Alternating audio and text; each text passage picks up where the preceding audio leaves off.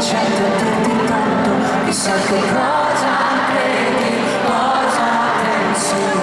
Poi cammino e non mi vieni incontro, tutto di domande sulla mia testa, sul percorso. Cosa credi, cosa pensi, cosa chiedi, non rispondi più. Forse io ho troppo stato ancora da coprire, forse sto per tornare al punto di partenza, sono messo a